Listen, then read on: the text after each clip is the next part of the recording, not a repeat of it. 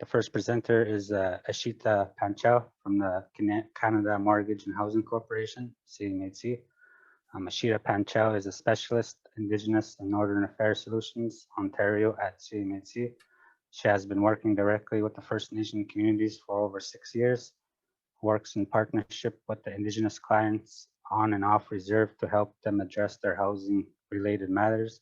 She provides expertise and guidance on a range of CMHC's housing solutions to achieve their housing objectives. The second presenter is Terri Gibbons, Canada Mortgage and Housing Corporation. Terri Gibbons has held several positions during her 20-year career at CMHC, but none as rewarding as her current role, Senior Manager, Indigenous and Northern Housing Solutions, Ontario. Growing up in a small town and moving to Thunder Bay to study at Lakehead University, she has helped shape Terri's values around the importance of home and community. Terri brings passion and commitment to her work and in her efforts to help achieve CMHC's audacious goal. By 2023, everyone in Canada has a home that they can afford and that meets their needs. Thank you very much, Walter. Good afternoon, everyone. Bonjour, miigwech. CMHC is honored to be a participant and sponsor in this year's 2021 virtual First Nation Housing Conference. My name is Terri Gibbons, Senior Manager, Indigenous and Northern Housing for Ontario Region. We all continue to work and live in what is now our second year of the COVID-19 pandemic. Like many of you, I'm joining this virtual conference from my home here in Stouffville, Ontario, the traditional land of the Haudenosaunee, Anishinaabe, and Mississaugas of the Credit First Nation. I'm blessed to be surrounded by the Durham Forest, where I love to walk and cycle with my family and friends.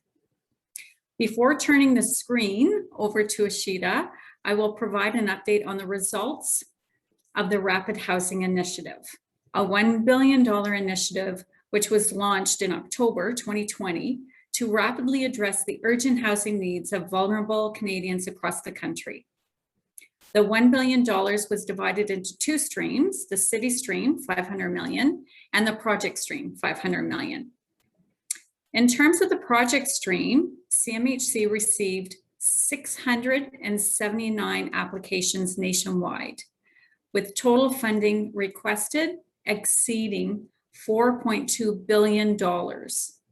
Nationally, 179 projects were approved for funding under the project stream, which will support the rapid creation of 4,477 permanent housing units. In Ontario, we received 178 applications under the project stream, representing an ask of $1.272 billion, or 4,404 homes. Of the 178 applications submitted, 21 were approved, 16 of which are First Nation projects here in Ontario. The 16 First Nation projects will result in 159 new homes, representing $40.453 million in funding. As you can see, we've had great success, but also CMHC received an overwhelming number of applications through the project stream, $4.2+ billion worth, which speaks to the need of affordable housing across the country and is obviously well above the $500 million.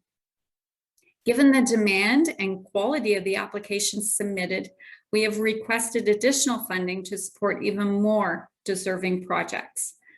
The federal budget is expected to be presented next week on Monday, April 19th. So hopefully we will learn more then. So now I will turn the floor over to you, Ishita, to walk us through the CMHC online application process. Thank you.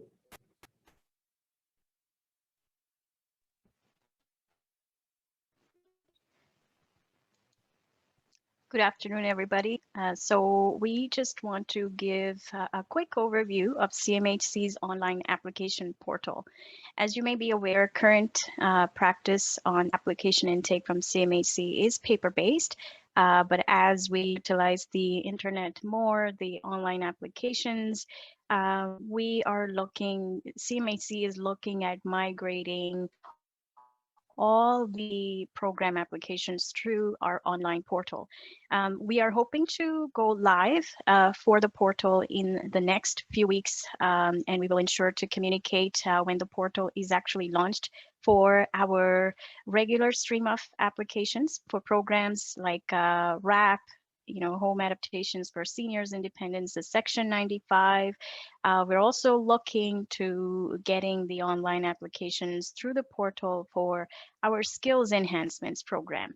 So just want to quickly indicate, I have just provided a link to the portal, but if you want to have a quick access, unless you already have an account, you just simply need to go to CMHC's address, enter the username, password, and you'll be logging into the portal. So let's just go to next page. So I am just showing for the purpose of our overview. This is how the login page looks like, where you will be entering the email address and your password. A lot of you may already have a portal account, mainly because CMHC currently has the portal available. The applications are, received via portal for our national housing strategy programs, like it's the co-investment program, the seed funding. We recently had, as Terry provided an update, we recently had Rapid Housing Initiative, which also included the application intake through the portal. So the chances are, if your community submitted application, there is a high possibility you may already have your account created. But in case you need to create new, you just need to enter the email address, the password, and sign in. If you don't have the account, you can click on sign up now and create an account for your organization. So this is a little bit zoomed in. I just for the purpose of our overview, I created an account using the email address and password. We will now go. So this will be the first page when you log into your portal account. Basically, it will ask for two set of information. It says my profile, where the individual that is responsible for regularly accessing the portal, where your application submitted to CMHC will live. You are entering the email address, which basically will be the login email address and password. I've just entered some basic information for our review, but you can enter first, last name, your business phone number, website, your mailing address or office address. As you need to update on a regular basis, you can also update any of this information and click on the update. The next page will talk about the organization profile. So when it's the First Nation submitting or looking to create a profile, it will be the First Nation. So your organization name can be the First Nation name. You want to ensure some of the First Nations organizations we have in Ontario and across the country. You may also have your French name and your legal name of the organization and the contact details, the address. You will also, I'm just going to zoom in a little bit. You will also see the list of contacts that have created their account using the organization name. So you'll be able to see who has created the account and who will have access to your portal. And you will also be able to update any documents. So, in instances where sometimes we have organizations that have had update to their legal name, or they have changed their name to the traditional name. So in those cases, if the organization would like to attach a copy or a document, you can attach any documents pertinent to your organization. So for our overview, organization refers to the group, the First Nation, or it can be an urban Indigenous organization that will be looking at using the portal for application. So this is the organization detail, and this will only be a one-type setup. You know, in case you need to make any updates, you can definitely come back to this section and make updates to that. The next, so this is just a little bit of zoomed in through the organization detail. Now we will be seeing the 3 menus on top of the page, which will allow you to go to your applications. You know, once you have the application submitted, you may have any updates, your approval letters, any progress like property review requests. Those things will lie here on the portal as well. So for the purpose of our review, we will be going to my application. So once you set up your organization profile and your profile, this is how the screen will typically look like. So I have just created some applications draft. As you can see, portal page will show you the name of the program that the application is being created for. You will see the project name. We usually suggest the project name includes the program that you're applying for. And if you're applying for renovation, let's say the unit address and the street name. You will see the application number. You'll also see the draft, like the status of application. So if you're just working towards your application, it will show draft. As soon as you hit submit, it will show submitted. And as your application progresses towards the approval or you know, awaiting more information, you'll see that status update here. So this is a very quick overview about where your applications are. If you have 5, 6, 7 applications under different programs, it will also show when the application was created on. Let's go to next. So for the purpose of our review, I clicked on create new application, and you'll see a message that says you're about to begin a new application, and I click continue. In that case, the first default page will talk about your organization. So depending on the program, you know, if you have a consultant that is submitting an application on your behalf, it may be possible that their organization name will be here. So even though you've created your record, it may be possible that the information may belong to your consultant name, their address, the contact. Any information that you add will automatically be updated to your organization. So a good practice would be, if you have a consultant submitting your application on your organization's behalf, we ask that you have the consultant create their separate profile, and then we will see in the next sections where they can add details about your organization's information. So the next step will be on the application form. It will ask to confirm your contact details. So again, this can be someone different than your typical contact, let's say a housing manager or a band manager if it's the First Nation applying for the program. The step 2 will be to select the program that you're looking to apply. So when we click on the magnifying glass here, you'll see, I'll show you the next page. You'll see the different list of programs that CMHC has available on the portal that are open for intake. Underneath, you'll see the system will confirm if the organization that we are in right now, so I've logged in under this organization record, it will ask if you are the proponent organization. What a proponent organization means, the organization that will be responsible for submitting the application, for the legal documents on the agreements, for signing those, and for receiving the payment. So that will be the proponent organization. So it can be possible that your consultant's organization that's submitting the application for you will not necessarily be on the legal documents. We will look for details under the proponent organization. Majority cases, you know, it may be that you are submitting the application for the First Nation. So that's where you'll just select yes, and our system will take the information from the profile.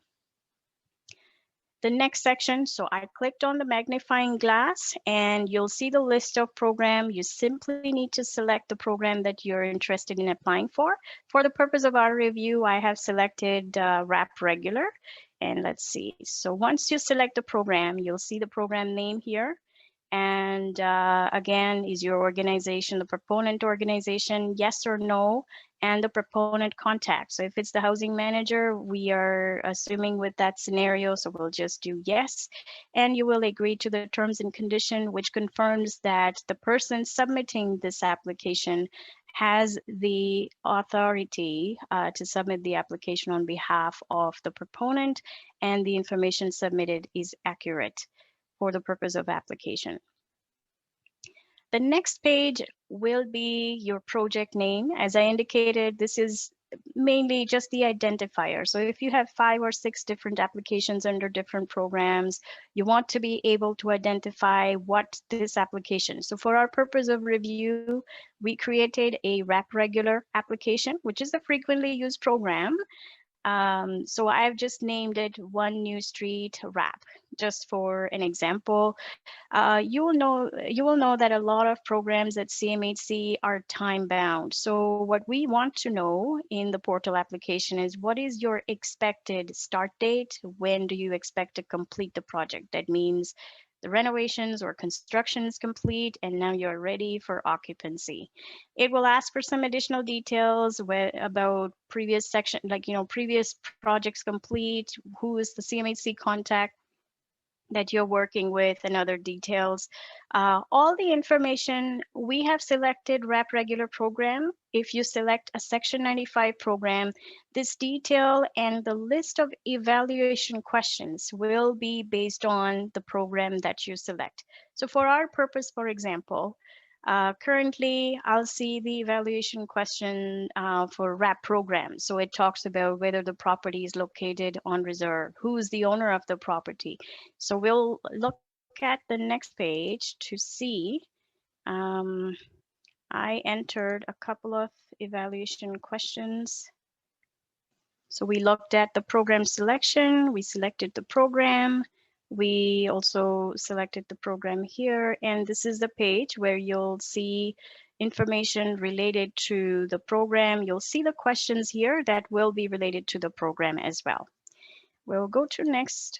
So this is how, when you click on the question, you will see a small pop-up opening on the side where you will select your answer to the question.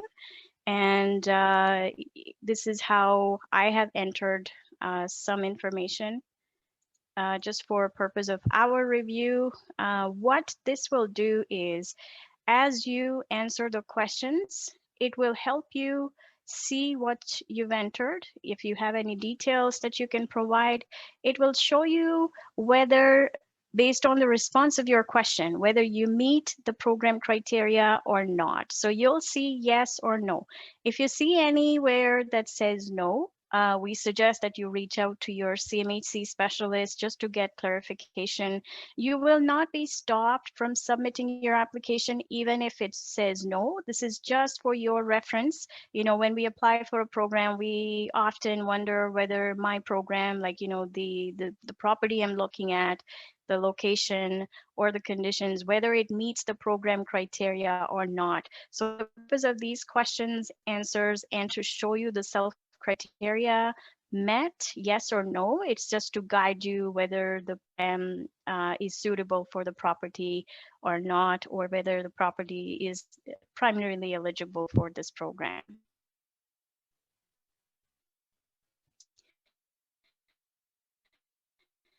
In the next page, so start and completion date, the next session will be the building. You'll see this bar on top of the page, which will kind of guide you through the steps, because that will show what the next stage will be, what information you'll be entering.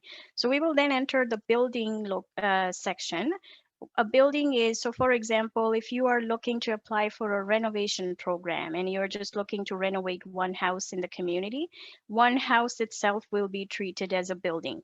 If you have a duplex or a triplex you're looking at, you will still count the entire triplex or a duplex as a building, and system will then ask you to enter the unit details. So under the duplex, let's say you have unit 1, unit 2, system will allow you to enter the unit. So let's just see how the screen looks like when you set up a building. So I've clicked on the add building to application, and you will see another pop-up opening on the side, which will show the blank form. So if it's the first time you're adding a building, you will not see anything. You will have to create a building. But if you have, let's say, 2 or 3 houses added to the list, you will see the number and the list of houses that you have already added in your profile. So it's not for the application. It will be applicable anytime you enter a building. You will see that in case you need to apply. So let's say we often have a regular RAP. You also want to apply for a RAP for persons with disability for the same house, or you want to apply for a home adaptations program, HASI, the seniors program for the same house. You will be able to select. You don't have to enter it every time. So I've created, click on create building for the purpose of our review. The page will ask you the name of the building. So again, a quick way to identify would be your street number and just the name of the street, when that was built.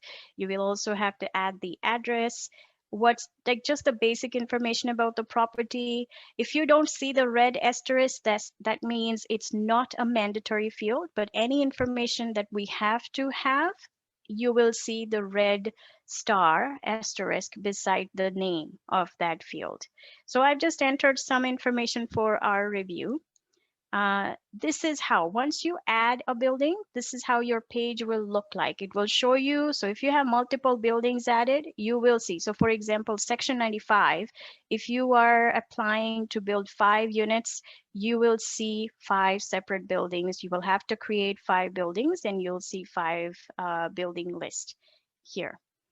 Now let's move on to the next page. What it will do is, because in my example, I set the type of building to say single family house, meaning it's a single detached house, and that's why you only see building, and then we will directly head to occupancy detail. If I enter a duplex or a triplex, or a secondary suite, for example, it will ask you to add the unit details. So in our example, we just enter a single family house, and this is the next page. So we entered the building. We will then see the occupancy details. So this is where it will show you what you entered. If you have multiple units, it will list the different units, so you can enter the details about the occupants in those houses. So depending on the program, so you won't see the screen if the program does not require the details about the occupants. You will then see, so I clicked on the new and it will show the unit information. So basically for our example, I'm just saying Joe House. It's my reference as a housing manager, for example, and you're indicating whether it's occupied by the owner or the tenant, and eligibility. The next section on the same page will talk about the occupant. So what's the name of the occupant, number of years they've lived there for, who owns the property, whether it's owned by the First Nation or the occupant owns it. The next section under the occupancy, some of you may be familiar with the RAP program. It requires the income details. So this is where you will enter the income. As you enter these numbers, the system will automatically add up in the bottom. And same for deductions and adjusted income. It will show you what the total adjusted income will be if any deductions apply. So this is where you entered details about the property occupants. The next stage will be, so we entered the occupancy details, we will now be entering repairs. So we're just asking from your perspective, what type of repairs you're looking to apply for. If it's a section 95, you will see a different view that will allow you to simply add the construction or the soft cost or the hard cost about the project. So in our case for a RAP application, we simply click on the add repairs, and this is how it will add a row, and it will ask you to select the building. So for our purpose of review, we entered one single detached house. So I'm just selecting the name of the building. It will automatically show you the list of buildings if you have multiple. I'm selecting the unit. It will be the same as the building name because we haven't, like it is a single detached house. It will just simply list the area of the house. So for example, this is heat and ventilation. If you have any plumbing or subsystem. So it's just a rough idea on what you're looking to renovate. So you select and then you can enter estimated cost. This is just an applicate, like, just your estimate at this point as to what it would be, it will cost like, just so it helps CMHC to determine what the estimated project cost is. So I entered a couple of rows for our review. So as you can see, I selected heating system. I just entered estimated cost of 10,000 and then electrical system, 8,000. So this is how I've entered it. And the last, so this is how your page will look like. You can also, if you added a row in error, you can click on the remove and remove the line. You will then see the summary of your added repairs. You'll also see the total in the bottom. So it will tell you what your estimated cost looks like when you submit that. The next page will allow you to attach any documents. If you're applying for a RAP, if it's the property owned by the occupant, then we know that you may require to attach a certificate of possession or a document that confirms the ownership. If the proponent, like the applicant, would like to submit the proof of income, you can attach those documents. Or if they have given a letter of direction to say, the occupant is okay with CMHC, including First Nations name on the payment and communicate with them, you can attach those supporting documents in this section. And so this is for our example. I attached just a file and then clicked on upload files. What it will do is it will show the list of documents that you have attached in the table under the My Documents. And last section will be the submit. What it will do is it will give you two options. You can print and review your application. So this will be a stage where you save a PDF copy for yourself. You can click on save for later. So what it will do is it will list this application in the list of applications as we saw in the beginning of this session. And if you want to simply submit, everything is okay, good to go, you can click submit. The great thing about the portal is you can continue working towards your application. You don't have to submit everything at once. If you have, let's say, just the contact and primary info, you don't have details about the house yet, you don't have the details about what type of repairs, you can wait until you get that information. And you can, once you come back, you click on the application, portal will show you the pages that you have already entered. It allows you to make any changes if you need to until you hit submit button. So I just wanted to show you, when you click print and review your application, portal will open a separate page on the web page, and it will show you this summary. So this is a summary of information that we entered in this RAP application for our review. So this is how you will see. You can save it as a PDF or you can print. As you can see, you'll see the two buttons here, uploaded files. So that will show you the list of files that you attached. Under My Activities, it will show you whether you have any property requests submitted, whether you have any payment coming in. So just you can access that detail from this page. You can also see, this is a section where we saw in the beginning of this overview that you'll see my applications, my agreements and activities. So this is how your page will look like. So for now, we only have this one project that we are working on. It will show you once the project, let's say you submit it and it's approved, you will see the agreement, end of agreement. You'll see the list of any inspection requests that are submitted. You'll be able to see the status update of your application. So let's say for our review, we're just ready to submit and we click submit. This is what you will see in a message to say submit, whether you want to submit another application or you want to just close because you are ready to submit. If you would like, we're not perfect. We are working on our portal. We are making updates as we listen from our clients, as we encounter and hear from our clients about the challenges. Feel free, if you would like to take a survey, it will likely ask you about how the portal worked for you, whether it was easy for you, whether it was too slow or any challenges. We definitely look for this feedback so we can improve our portal on the website. If not, you can simply close button and that will take you back to the summary page. And once if it's submitted, in our example, you will see the status that will say submitted. If you decided to just save and close for now, it will show draft and it will allow you to go back and make changes to the information or update it as you go. So this is how the previous page we looked at will look like. So any of the draft, you can click on those, go back and update information completed and then hit submit. In the last one, I created one for different programs. You'll see that it will show submitted. So I really appreciate your patience through the technical challenges, but I just wanted to give you a quick overview.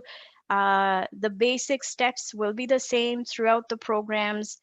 It will show you the steps and everything, but the details about the application, like the details as you proceed towards next steps, will depend on the type of program you have selected. So this is a quick overview of CMHC's portal. Definitely, if you have any questions, we definitely will roll out the training sessions for our clients.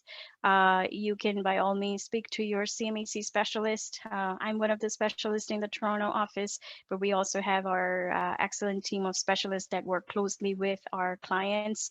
The best resource will be to reach out to specialists. We will provide training. And if there's anything that they have to connect to others, we'll definitely work hard to resolve the issue as you work towards your application. I think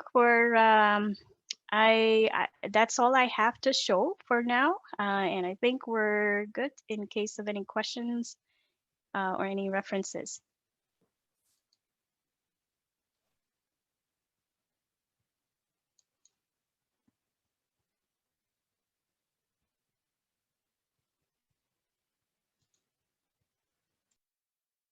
Okay, thank you, Ishita and Terri, for that presentation, and it was very informative and great.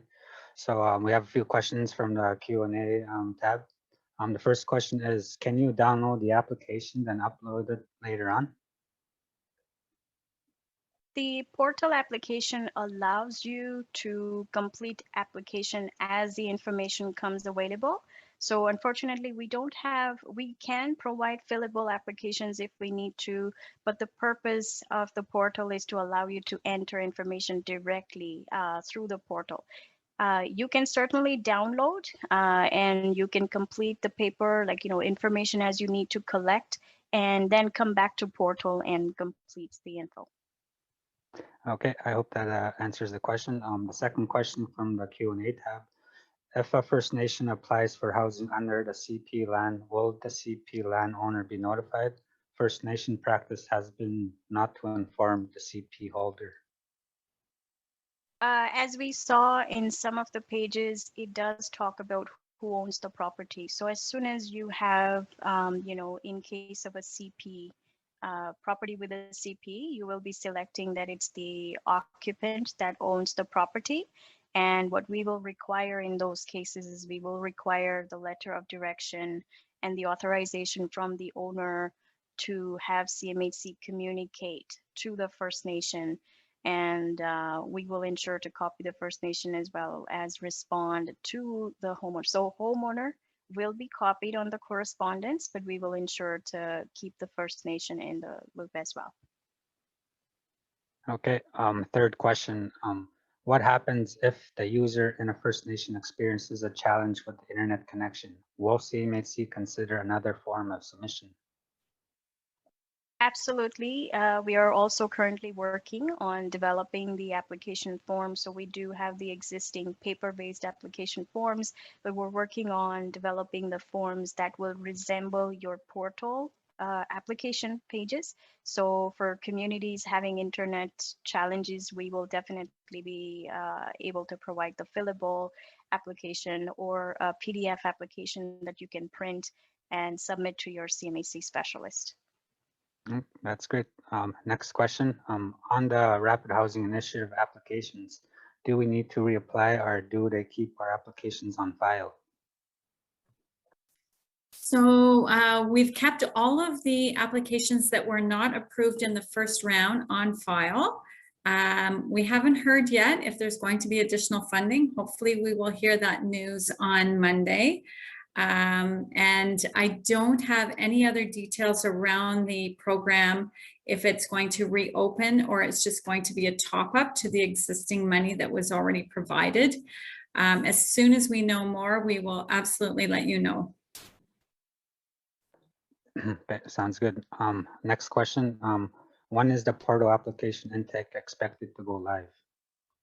We are actually looking to launch the portal in the coming weeks.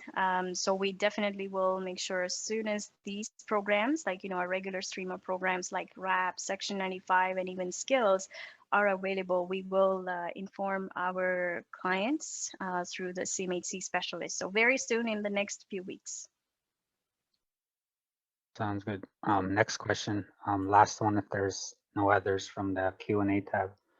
In your RHI update, you indicated that there are 21 projects approved in Ontario, out of which 16 are First Nations. What about the remaining 5? Yeah, so the remaining, we had, let me just check, we had 3 projects that were approved in Toronto. So they were submitted through affordable housing providers in Toronto.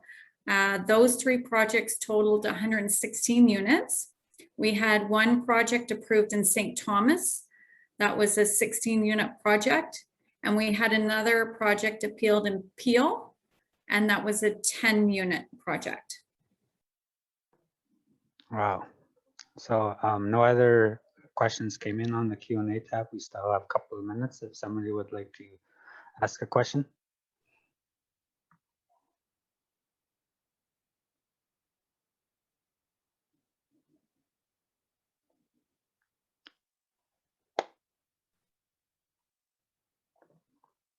I think that's okay. I'd like to remind the audience to write down the code to enter in the passport to prizes section after the workshop.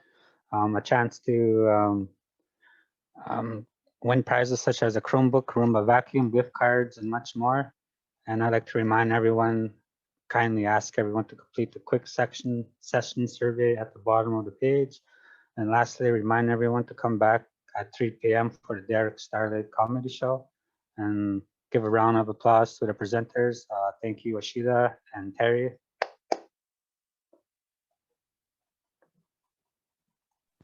Thank you very much. Thank you.